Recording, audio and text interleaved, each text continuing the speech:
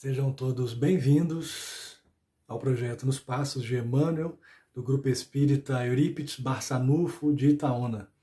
Mais uma vez estamos aqui para comentar textos do livro Fonte Viva, pelo Espírito Emmanuel, psicografado por Francisco Cândido Xavier, o nosso Chico Xavier. Vamos lá. Tópico 130. Na esfera íntima. Cada um administra aos outros o dom como recebeu, como bons dispensadores da multiforme graça de Deus. Pedro, capítulo 4, versículo 10. A vida é máquina divina da qual todos os seres são peças importantes, e a cooperação é o fator essencial na produção da harmonia e do bem para todos. Nada existe sem significação. Ninguém é inútil. Cada criatura recebeu determinado talento da providência divina para servir no mundo e para receber do mundo o salário da elevação. Velho ou moço, com saúde do corpo ou sem ela, recorda que é necessário movimentar o dom que recebeste do Senhor para avançares na direção da grande luz. Ninguém é tão pobre que nada possa dar de si mesmo. O próprio paralítico atado ao catre da enfermidade, pode fornecer aos outros a paciência e a calma em forma de paz e resignação.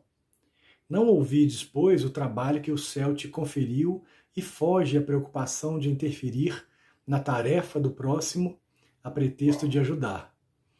Quem cumpre o dever que lhe é próprio, age naturalmente a benefício do equilíbrio geral. Muitas vezes, acreditando fazer mais corretamente que os outros o serviço que lhes compete, não somos senão agentes de desarmonia e perturbação. Onde estivermos, atendamos com diligência e nobreza a missão que a vida nos oferece. Lembra-te de que as horas são as mesmas para todos e de que o tempo é o nosso silencioso e inflexível julgador. Ontem, hoje e amanhã são 3 fases do caminho único. Todo dia é ocasião de semear e colher.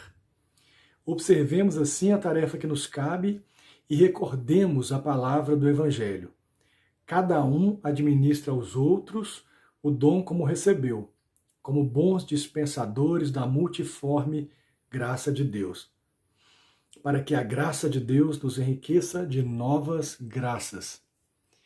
Esse texto é muito simbólico, ele representa uma advertência do benfeitor Emmanuel a todos nós, porque ele alcança a todas as pessoas indistintamente, ou seja, todos nós que temos alguma contribuição para darmos para essa encarnação, para esse plano ou em outros planos, ou seja, de acordo com a nossa evolução, de acordo com a nossa contribuição para a mudança do planeta, para a mudança de nós mesmos, para a mudança daquele que está do meu lado, do meu vizinho, para aquele com quem eu convivo. Ou seja, todos nós estamos no mesmo barco evolutivo e cada um de nós tem uma missão. E essa missão ela é sublime, porque afinal de contas ela diz respeito ao nosso estar no mundo. Mais do que estar no mundo é transformá-lo, é podermos transformá-lo. Então aqui tem mensagens magníficas aqui. A cada ponto a gente lê e percebe a grandiosidade das palavras de Emmanuel.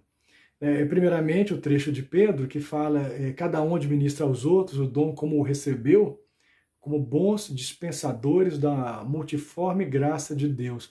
Ou seja, aqui não existe uma exclusão de um ou de outro, mas todos recebemos o dom ou dons de Deus, dons divinos.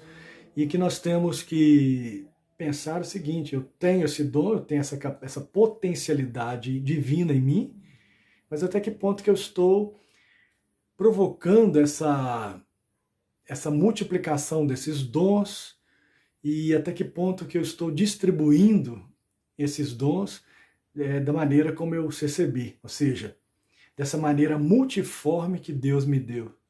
Essa potencialidade divina que existe em nós a partir da nossa centelha, da centelha divina, e como eu me porto diante do outro, diante de mim, primeiro, diante da minha reforma íntima, mas principalmente em contato com o outro. De nada adianta eu ter um dom esplêndido e me dirigir para uma floresta e ficar lá enterrando o meu dom. E aqui agora eu vou retomar a parábola dos talentos, que é conhecida por todos nós, em que o Cristo fala que um senhor havia distribuído os talentos, ou no caso aqui seria moeda, seria o dinheiro, dinheiro da época. Mas aqui a gente pode pensar, os talentos não vêm à toa, que é pensar nos dons, que é pensar nas potencialidades.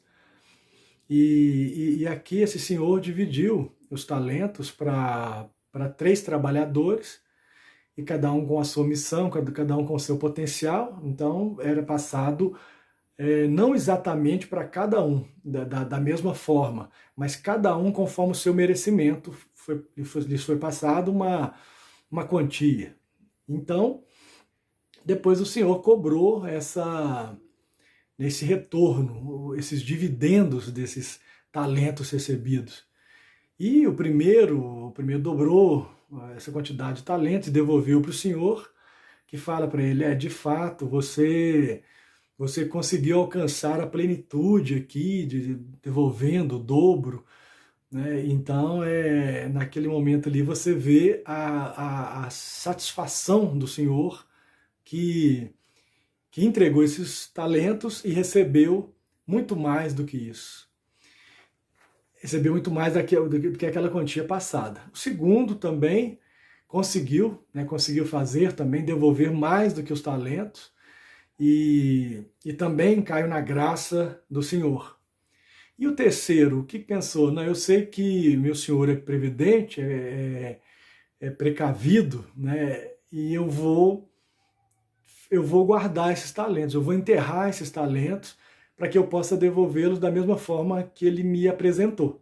Então, ele apresenta os mesmos talentos, ou seja, pensem comigo, naquele momento ali, ele recebeu os talentos, uma quantia, e ele devolve a mesma quantia. Então eu penso o seguinte, ele não trabalhou essa quantia, porque ali não existe trabalho algum, eu vou enterrar aquilo ali e eu vou simplesmente devolver a mesma quantia. Então não existe trabalho ali, a não ser cavar, cavar e colocar aquelas quantias ali e enterrar. Ou seja, não houve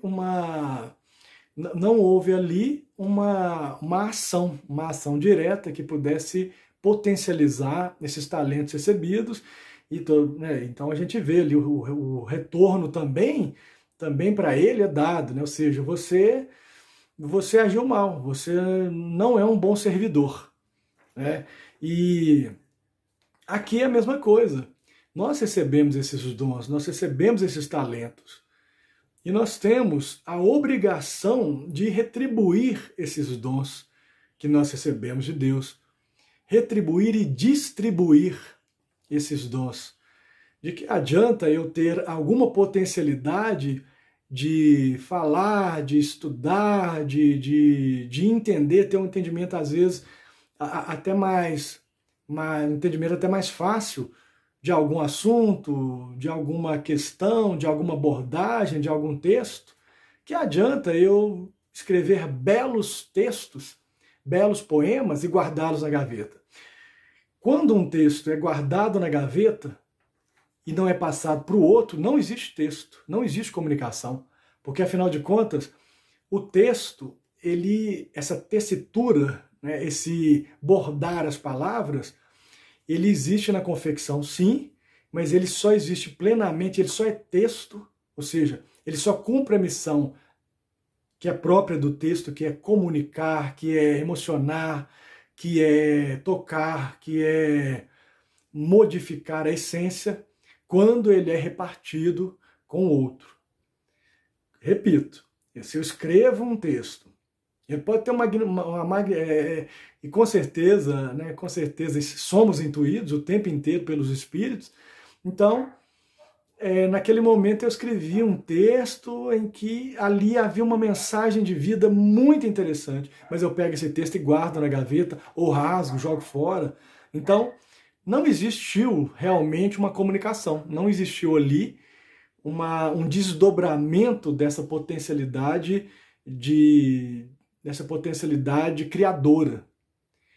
Agora, quando eu faço esse texto intuído, quando eu pego esse texto e reparto o texto com outras pessoas, nesse momento eu estou, de alguma forma, trabalhando esses talentos, multiplicando esses talentos.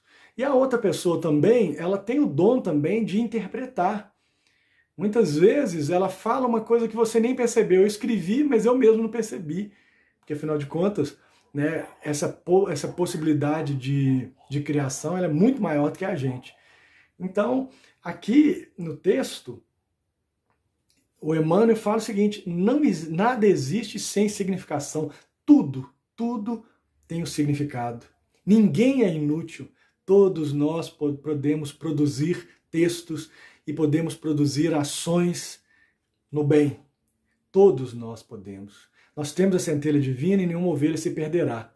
Então nós somos, afinal, criaturas de Deus. Então nós temos que fazer valer essa obra divina e distribuir essa obra. A gente sempre fala aqui de Paulo, e não é à toa. Paulo, ele recebeu uma mensagem, uma grande luz, e a partir dali a pergunta dele é uma pergunta-resposta. Ele fala: Senhor, o que queres que eu faça? Ou seja, ele já aceitou. Mas o que eu faço daqui para frente? Então ali você vê um compromisso de trabalhar esses talentos, esses dons que ele tinha sobejamente e distribuir esses talentos. E ele o fez de uma maneira fantástica, que é espalhar a boa nova, né, aos 4 cantos do mundo. Ele e os demais apóstolos, obviamente. Mas ali você vê que os talentos, os dons, eles estão sendo distribuídos. E ele lembra que também todo dia é ocasião de semear e colher. E qual dia que é esse? É o agora, é o dia de hoje. Porque de nada adianta também eu fazer projeções. Amanhã eu vou fazer isso aqui, vou escrever um livro, eu vou promover a caridade, eu vou auxiliar o meu irmão que mais precisa, mas isso vai ser amanhã. Né? Não, ele diz o seguinte: todo dia é dia de semear e dia de colher. Então, nós temos que, mais uma vez, promover dentro de nós essa mudança, mas também fazer o mundo se transformar um pouco a cada dia. E isso começa a partir dessa ideia renovadora que nós temos de lembrar, né, das palavras do Cristo, amar o próximo como a mim mesmo e praticar o amor, praticar o perdão e praticar a caridade na sua maior acepção mesmo, que é a de pensar o outro como um irmão verdadeiro e promover essas transformações, essas mudanças nesse plano e nessa hora de transição. E quando que começa essa regeneração?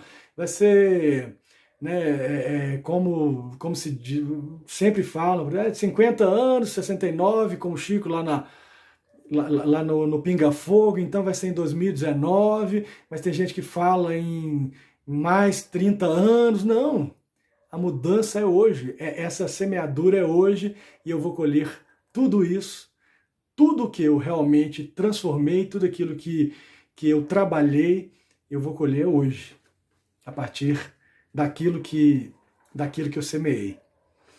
Paz, luz e bem a todos.